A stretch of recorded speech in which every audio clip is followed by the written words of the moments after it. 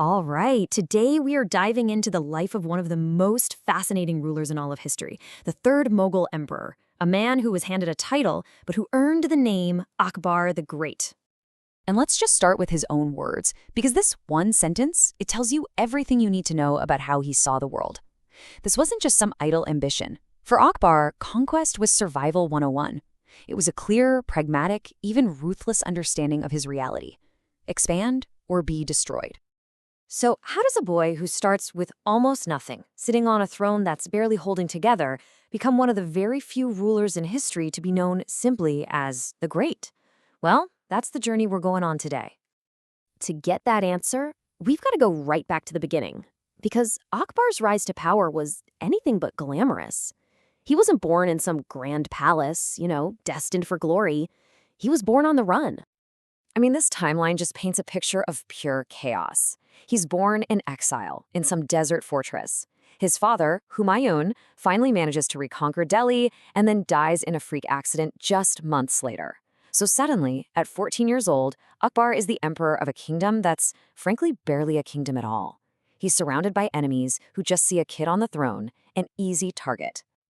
And here's where things get really fascinating, a central paradox of his entire life. Akbar, the man who would champion learning and culture, was probably dyslexic, and he never actually learned to read or write. Instead of spending his youth with books, he was mastering hunting, fighting, and just plain surviving. But, and this is key, he had this insane memory and a curiosity that was off the charts. He had people read to him every single day from his massive hand-picked library. Okay, so before Akbar could become this great thinker or a patron of the arts, he had to be a warrior.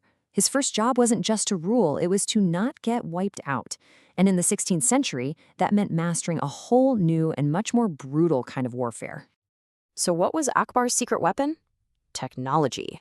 It was under his command that the Mughals truly became a gunpowder empire. He didn't just have cannons, he actively brought in European and Ottoman experts to make them better.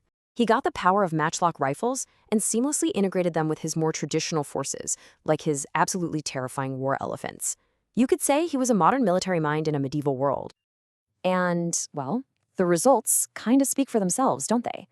This wasn't about winning a couple of big battles. We're talking about decades of non-stop campaigns that took this tiny, fragile kingdom around Delhi and hammered it into an empire that stretched across nearly the entire Indian subcontinent. The sheer scale of what he accomplished is just staggering.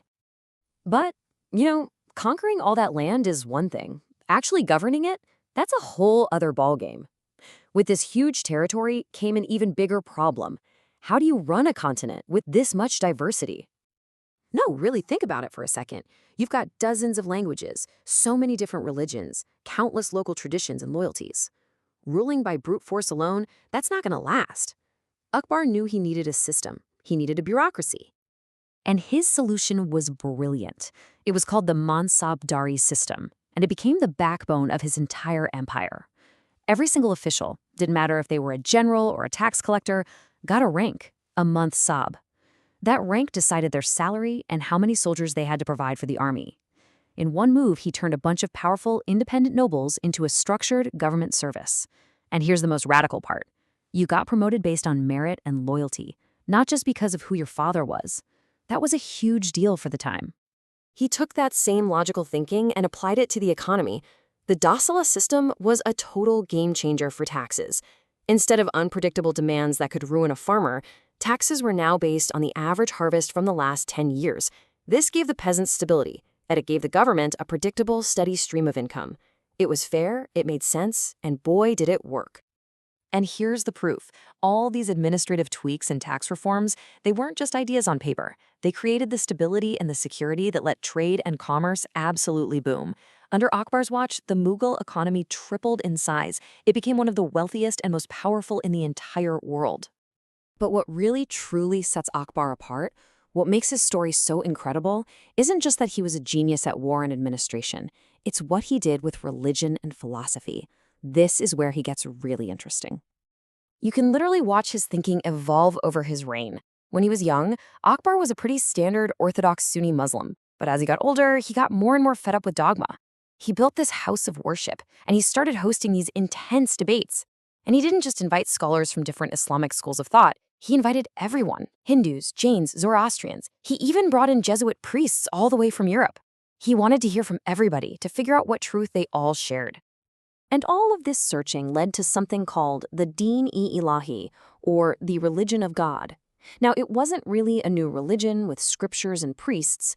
Think of it more like a philosophical system or a club for his inner circle. It was all about virtues like kindness and wisdom, and it pulled ideas from all the faiths that he admired. It was the ultimate expression of his worldview. This quote right here just nails it. For Akbar, the mystical heart of Hinduism, which is called Vedanta, and the mystical heart of Islam, Sufism, they were pointing to the very same truth. And this core belief became the foundation for his official policy of Sulh-e-Kul, universal peace. It meant total tolerance for every single one of his subjects, no matter what they believed. So let's pull all these threads together. When we look back at everything he did, what's the legacy that actually justifies that title, the Great? I think it's because his impact was just total. He wasn't just one thing. He was the military conqueror who built and secured the empire. He was the brilliant administrator who created the systems to make it all run. He was the economic genius who brought incredible prosperity. And, on top of all that, he was a cultural and religious visionary who championed a society where different beliefs could coexist. And you can still see that cultural legacy today. He didn't just rule over India. He dove right into its culture. He paid for translations of Hindu epics like the Mahabharata. He built schools for both Hindus and Muslims. He celebrated Hindu festivals like Diwali right there in his own court. He helped create this vibrant new blend of Indo-Persian culture that really defined the whole Mughal era. Which brings us to the big final question, doesn't it? Was Akbar a true idealist, a philosopher king driven by a deep personal belief in tolerance and universal truth?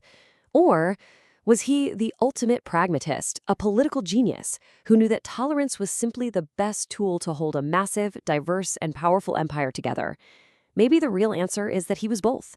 And it's in that gray area, right between deep conviction and brilliant strategy, that we find the true measure of Akbar's greatness.